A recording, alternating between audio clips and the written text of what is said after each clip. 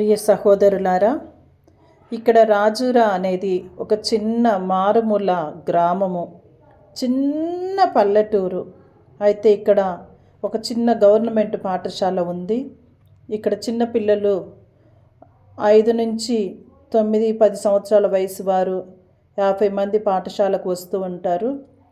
అయితే వీరికి చదువుకోవాలని ఆసక్తి ఉన్న సరైనటువంటి పరిస్థితులు అనుకూలించకపోవటం వలన, చదువుకొనుటకు అన్నీ కూడా వసతులు లేకపోవటం వలన వారు ఉదయకాలము 8 గంటల నుంచి 10 గంటల వరకు, లేదా 9 గంటల నుంచి 11 గంటల వరకు మరి నా దగ్గరకు వచ్చి ట్యూషన్ అనే అంశం ద్వారా బిడ్డలు చక్కగా మ్యాథ్స్, ఇంగ్లీషు వీటికి సంబంధించి చక్కగా నేర్చుకుంటూ ఉన్నారు. వీరికి ఎంత చెప్తే అంత చక్కగా వీరు నేర్చుకుంటూ ఉన్నారు.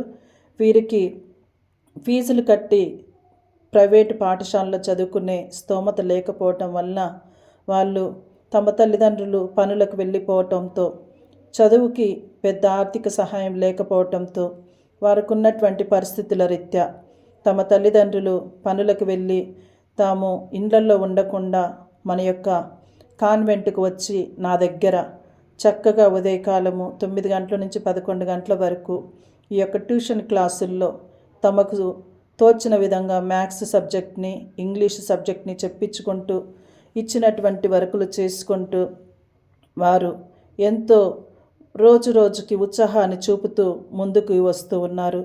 ఇటువంటి బిడ్డల పరిస్థితి, ఆర్థిక పరిస్థితి చాలా దారుణంగా ఉంది. సాధారణంగా ఉన్నటువంటి చిన్నారి బిడ్డలు, పిల్లల చదువు పట్ల చాలా ఉత్సాహం ఉంది. పాఠశాల వారికి దగ్గరలో ఉంది.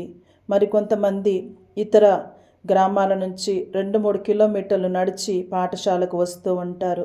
వీరంతా కూడా ఫీజుల భారం వల్ల ప్రైవేటు పాఠశాలకు వెళ్ళలేక, తమ యొక్క ఆర్థిక పరిస్థితులు బాలేక ఈ యొక్క చిన్న పల్లెలో తమ యొక్క జీవితాన్ని జీవిస్తూ, సరైనటువంటి వసతులు కూడా లేవు. వీరికి దుస్తులు కూడా గవర్నమెంట్ వాళ్ళు ఇచ్చినటువంటివే.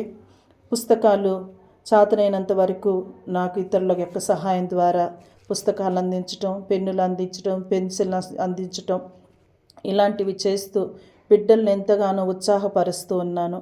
కాబట్టి మీ అందరూ కూడా ఈ యొక్క రాజూరాలో ఉన్నటువంటి బిడ్డల కోసం ప్రార్థన చేయండి. పిల్లలు దైవ స్వరూపాలు అంటారు.